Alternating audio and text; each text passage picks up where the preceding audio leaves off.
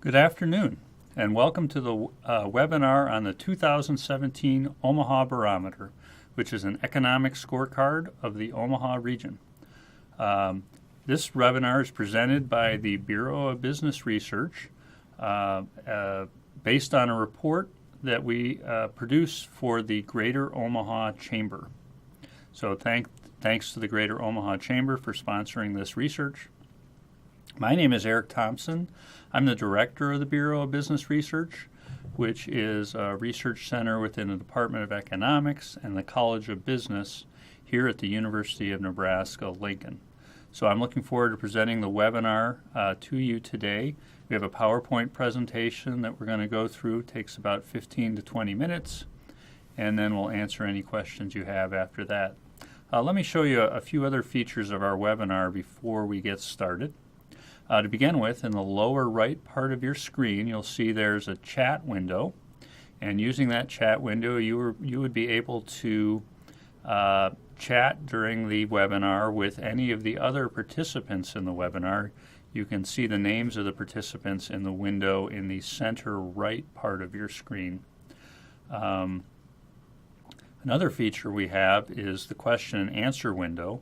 So in the lower center part of your screen, you can see the question and answer window. At any time during this webinar or even during the PowerPoint presentation, you can type in a question, and then when I'm done with the PowerPoint presentation, I'll go ahead and answer your questions at that time. So again, you can save your questions for the end, or you can type them in as they occur to you, and we will answer those at the end.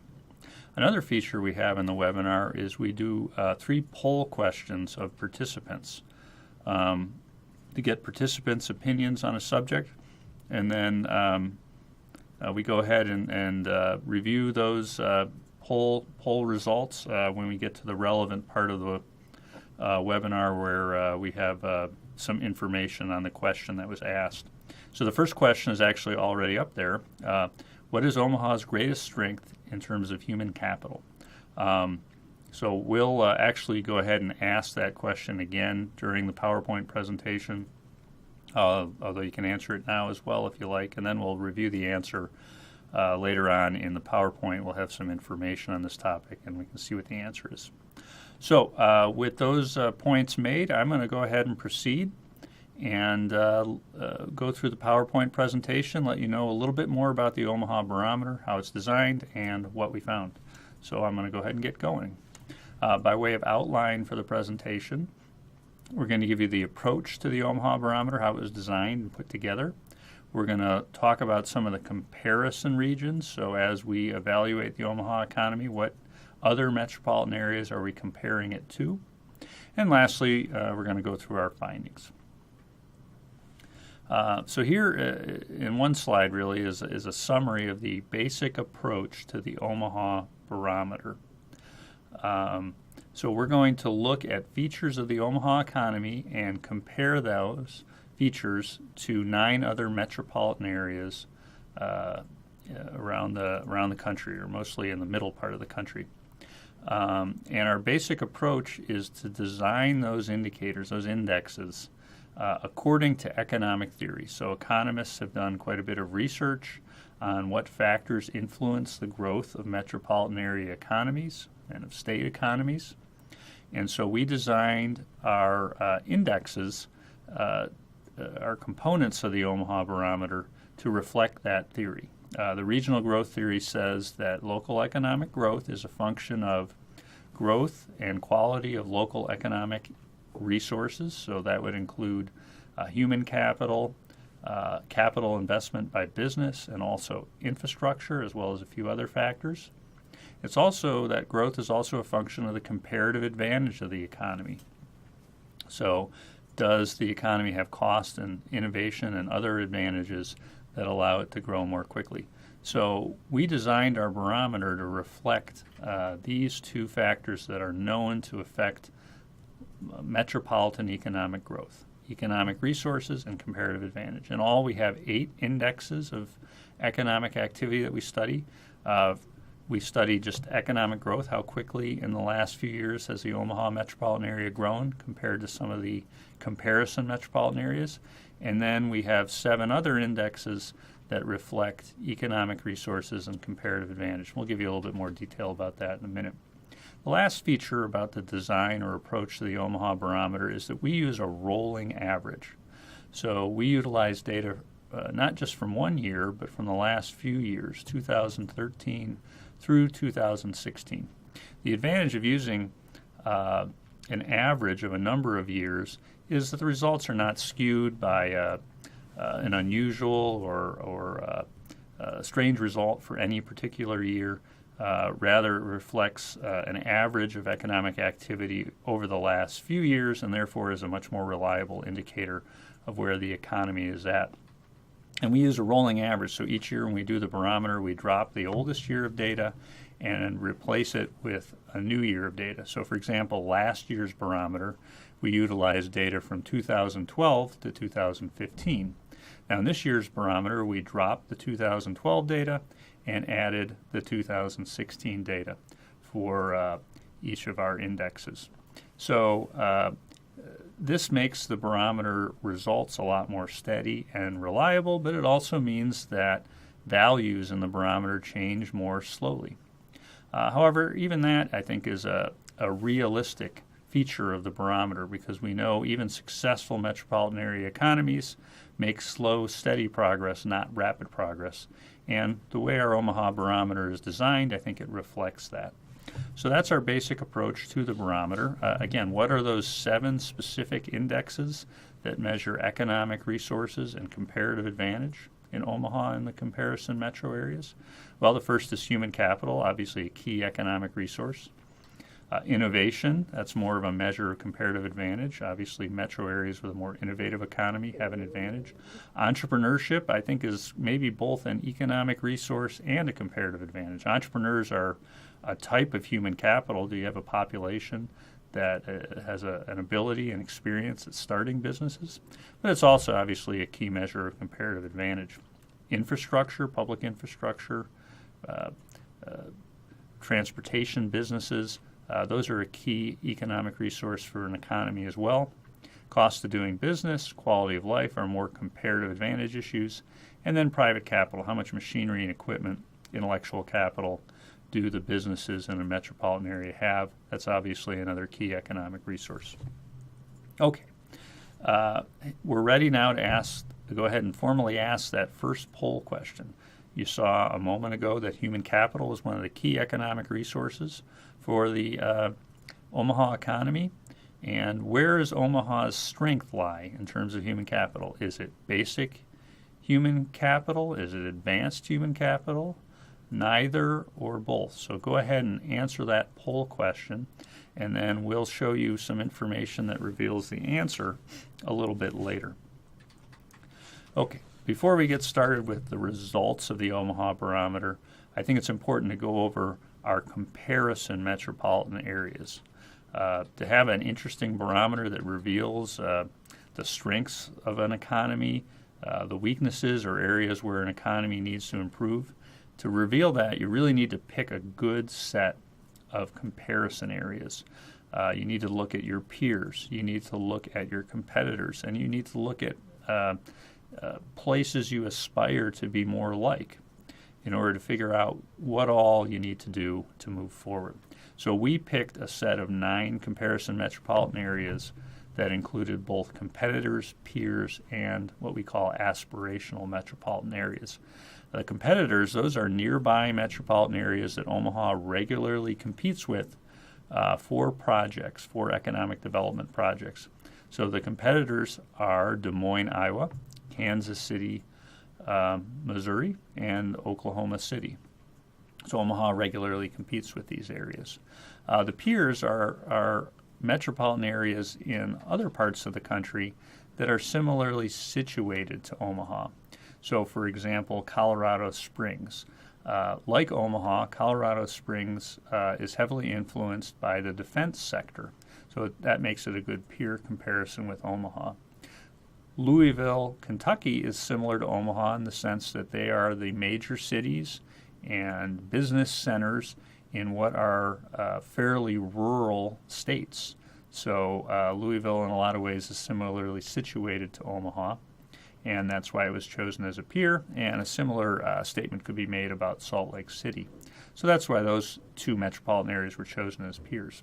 Aspirational metropolitan areas, those are areas that Omaha is trying to move towards, might aspire to be more like, and we've included three there. Austin and Raleigh are very technologically oriented metropolitan areas, very innovative metropolitan areas, and as Omaha continues to grow its strength in technology and innovation, it can aspire to be more like the Austin and Raleigh areas, which are really rapidly growing parts of the United States.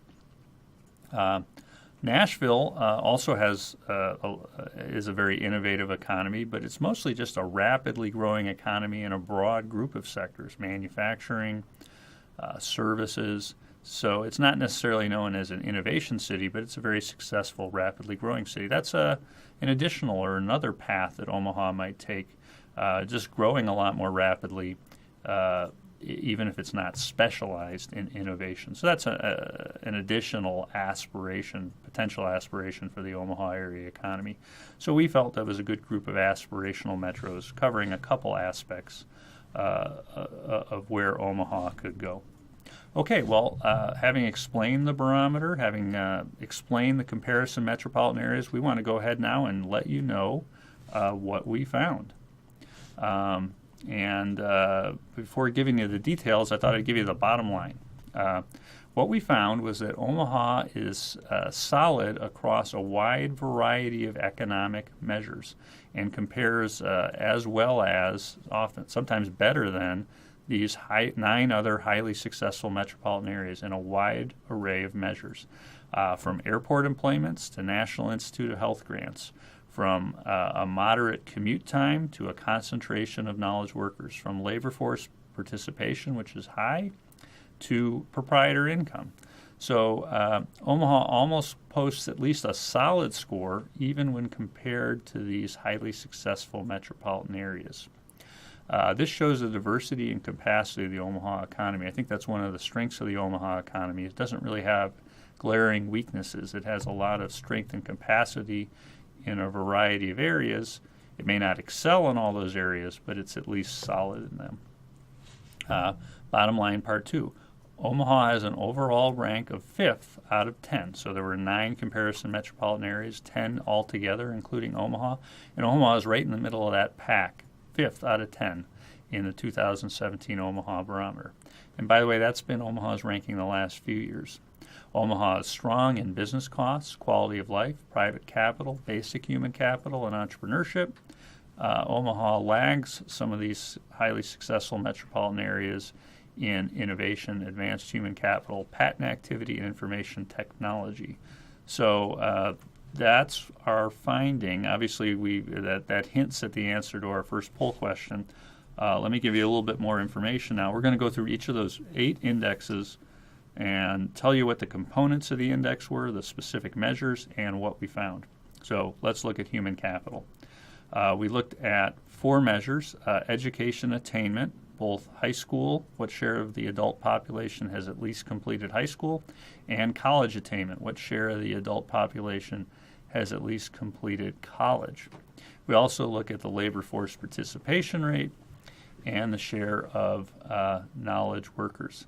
And we found that Omaha was ranked 6th out of 10 in the 2017 Omaha Barometer in terms of human capital overall. Overall, Omaha did quite well in what we would call basic human capital, had a relatively high share, even compared to these successful metropolitan areas, had a relatively high share of its population who had completed high school, and the labor force participation rate was quite high. So Omahans had good resumes. They had completed at least their basic education, and they'd been actively engaged in the labor force throughout their careers, adult lives, and so that's a positive basic human capital for an economy to have. It's part of the reason we have such a low unemployment rate in Omaha, I believe. So the poll question's not up there anymore, but about half of the respondents had indicated they thought Omaha's greatest strength would be in advanced human capital. It's actually more in the basic human capital. Omaha residents have completed their basic education and they're working. They're in the labor force. That's a big positive. Omaha does lag, again, these 9 highly successful metropolitan areas. Compared to that group, Omaha does lag a little bit in the share of the population that's completed at least college and the share of the population that are knowledge workers, technology workers, teaching workers, healthcare professionals, business and finance workers. Now, obviously, Omaha has a lot of people working in those occupations. We compared Omaha to the national average, it would be much higher in terms of the percent of the population that's completed college and the percent of the population who is knowledge workers. But compared to these 9 highly successful metropolitan areas, Omaha actually has a little bit of catching up to do. Okay, let's go ahead and we can ask now our second poll question for the participants in the webinar. What makes Omaha strong in entrepreneurship? Mentioned earlier that one of the strengths of the Omaha economy was entrepreneurship, but why? Is it because we have a high business start rate in Omaha, or is it because the entrepreneurs in Omaha are high-income entrepreneurs? So we'll reveal some results later that provide information on that. Before we do that, though, let's talk about innovation. That was another one of our indexes. How does Omaha do in terms of innovation? So we looked at a number of individual measures of innovation. The share of jobs that are in the information technology sector, obviously a highly innovative sector in the modern economy. The patent activity in Omaha and the comparison metropolitan areas. The amount of National Institute of Health funding, which is a sign of cutting-edge biomedical research. And then the number of science graduates at the graduate level. So that's really a kind of a statement about the level of research activity at the universities in a metropolitan area. So all universities have faculty, all universities have undergraduate students, but the distinctive feature of a research-oriented university is the number of graduate students that study there. And so we use that as a measure of innovation as well. What we see is that Omaha ranks 6th in the 2017 in the 2017 barometer in terms of the innovation index. Omaha was above average in 2 things: National Institute of Health awards per worker and science graduate students per 10,000 workers. So the universities, the businesses in the Omaha area are doing well in terms of research, especially biomedical research. However, Omaha does lag the other 9 metropolitan areas in terms of patent activity per capita. So there's a bit of a mixed bag in innovation. Some areas of strength, but other areas where there is room for improvement. Entrepreneurship, and now we're able to answer our second poll question. So the webinar participants were split, about half saying that Omaha was strong in entrepreneurship because of a high business start rate, and about half saying it was because Omaha has high income entrepreneurs. Well, let's see what we found here. For entrepreneurship, we looked at the share of the population that are proprietors, that are entrepreneurs. We looked at the income of the entrepreneurs and the concentration of employment in business services, which is a highly entrepreneurial sector. Omaha ranked 3rd in the 2017 Omaha Barometer in terms of entrepreneurship, and they did move up 1 spot from last year. The reason Omaha did well is because it leads in the income per non-farm proprietor. In other words, Omaha has a lot of high-income entrepreneurs compared to the other metropolitan areas. Now, why that is, could be a number of factors. It could be that Omaha's entrepreneurs tend to be full-time entrepreneurs, where it's not something where it's a side business or an extra source of income, but it's their main duty and therefore putting more time in, earning higher income. Or it could be that Omaha is just involved in businesses that are higher income, whether that's professional services and things of that nature. Now, Omaha does lag, actually, the other metropolitan areas in terms of the number of people or the share of people that are non-farm proprietors, i.e. are entrepreneurs. So we actually lag a little bit in terms of the business start rate, but we are strong in terms of the income of entrepreneurs. Okay, well, having answered the second poll question, go ahead and ask the third. What is Omaha's greatest challenge with regard to quality of life? You'll recall that that was one of the indexes we're going to look at, and we'll show you what we found in a minute. And you can see the question there. Was Omaha challenged because of climate and natural amenities? Was Omaha challenged because it didn't have enough human-made amenities like healthcare access, cultural opportunities? Or was Omaha challenged because it had too many human-made disamenities like traffic, pollution, cost of living, or crime? So go ahead and answer that question, and we'll reveal the results in a few slides. Before we talk about quality of life and things of that nature, let's talk about infrastructure. This is the public and in some cases private infrastructure that businesses have to operate with. Now, to be included in the Omaha Barometer, we had to be able to find information, comparable information for all 9 comparison metropolitan areas as well as Omaha. So unfortunately, we weren't able to include things such as broadband infrastructure because it wasn't possible to get a totally consistent comparison. But we were able to include a lot of information on transportation infrastructure, the miles of interstate highway in a metropolitan area. That's a critical measure of access, and also areas adjacent to highways are often excellent areas for industrial development. Air passenger employments, obviously the quality and busyness and number of direct flights at an airport is a key comparative advantage issue, key resource for an economy. And then transportation services, the private transportation businesses that Omaha has. Now, if you look at all those things, those are things where Omaha does very well. So you'd expect a high ranking for Omaha, even when compared to these highly successful metropolitan areas. Actually, Omaha came in 5th. And the reason for that is a number of our comparison metropolitan areas are also transportation hubs, like Omaha.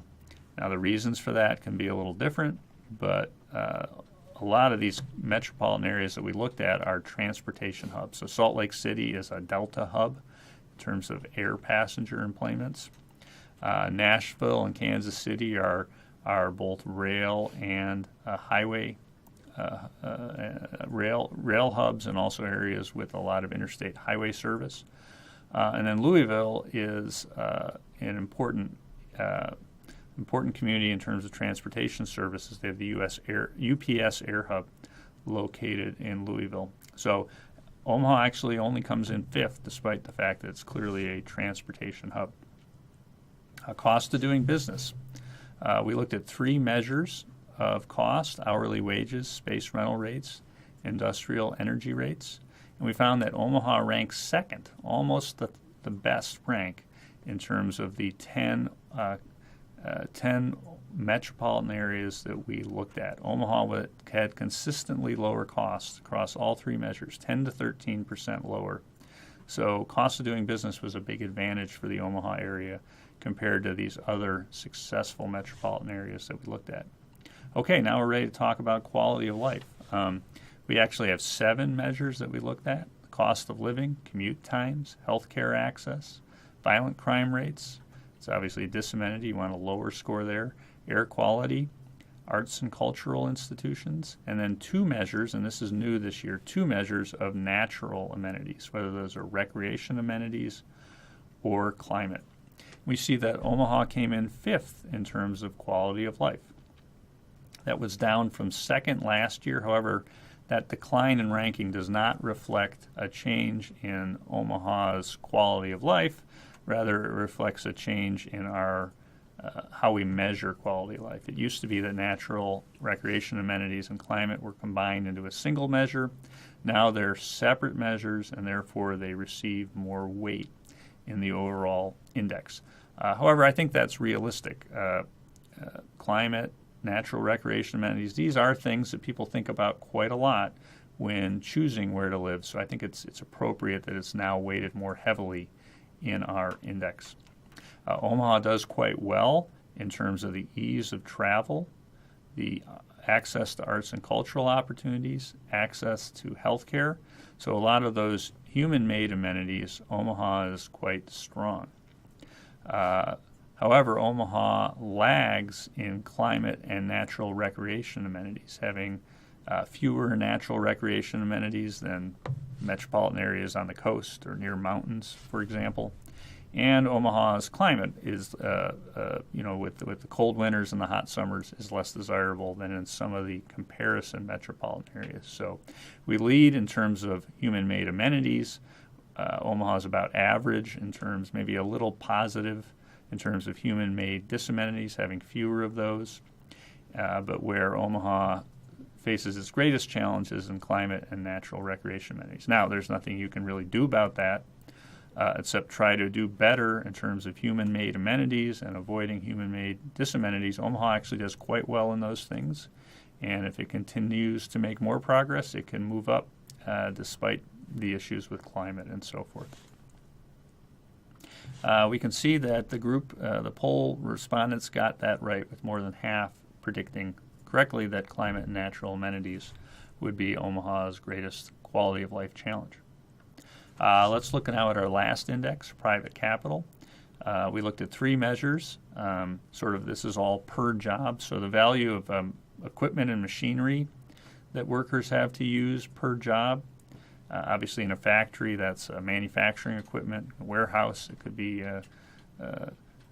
warehouse equipment. In an office setting, that's computers and so forth.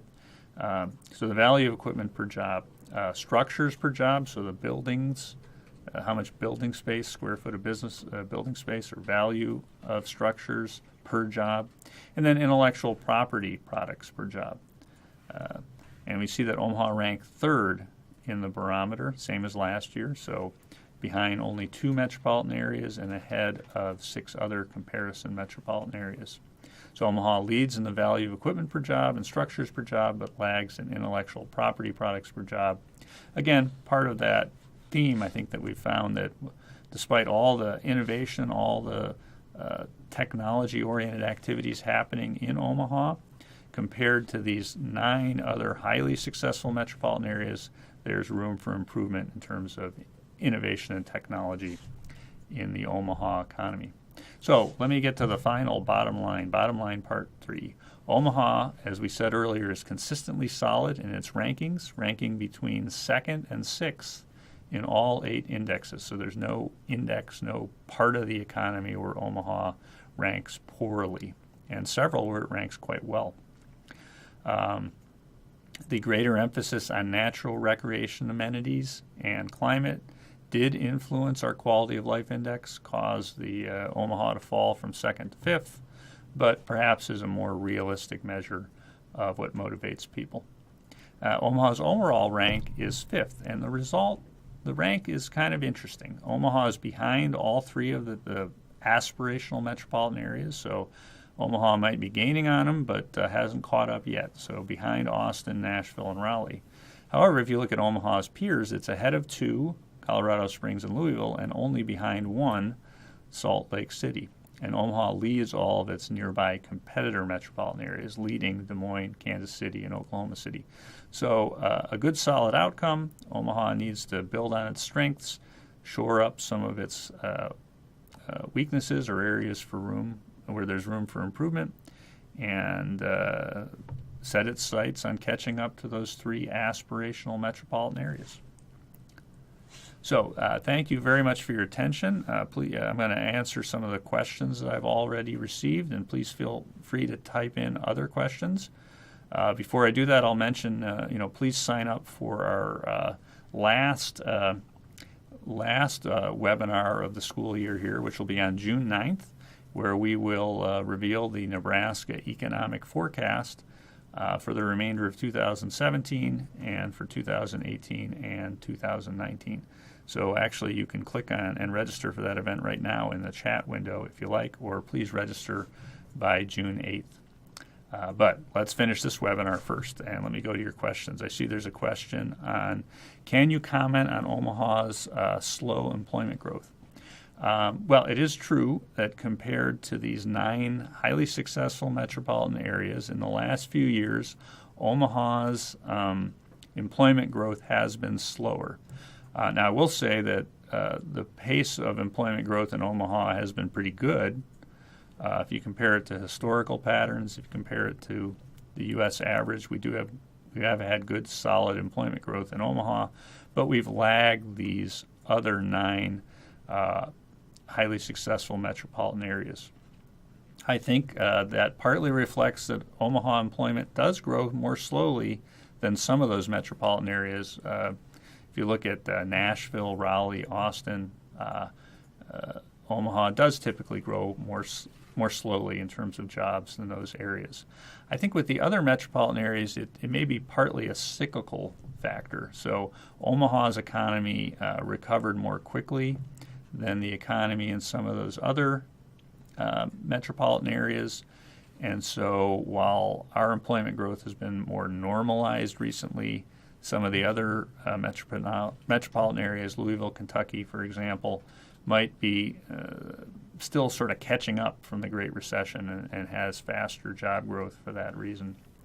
Last thing I'll say is, Nebraska does have ongoing problems with population growth. We have a solid population growth rate, but we do tend to grow a little more slowly than other states, and Omaha tends to add population a little more slowly than some of the other metropolitan areas.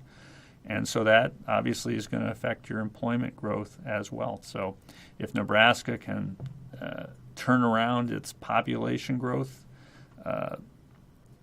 in the future by faster in-migration, whether that's state-to-state immigration or international immigration, that can help our employment growth as well. So those are the 3 factors I see. Second question, how correlated are passenger employments with metropolitan size? While some metros may be hubs and others not, the metric would seem to be associated with population size. Yeah, there's actually, I think, a two-way relationship between passenger employments at an airport and population size. So it is true that as metropolitan areas get bigger, you're going to have more employments, partly just because there's more people and more business flights occurring, but also because as areas get bigger, they get to be more of a direct flight. The other thing is if you have more passenger employments, that typically implies you're going to get more direct flights. And having more direct flights can be an advantage for businesses, can be a factor which encourages more businesses and therefore more population to locate in a city. So it kind of works in both directions. And if your city can grow, you'll typically grow your passenger employments, and if your passenger employments grow, that's usually a positive for economic growth as well. So they work together, and there is quite a bit of diversity between the metropolitan areas, despite the fact that many of them are of similar size in terms of how active their airports are. Again, it depends. Are the metropolitan areas near other major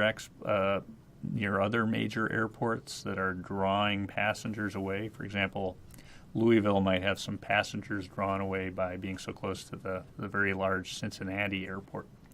But obviously it is related to the size of your population. Are there any other questions?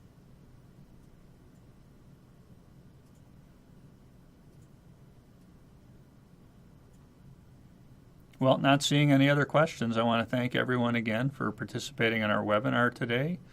And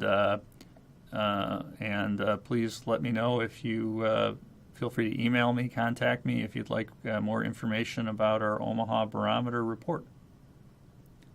Thank you again.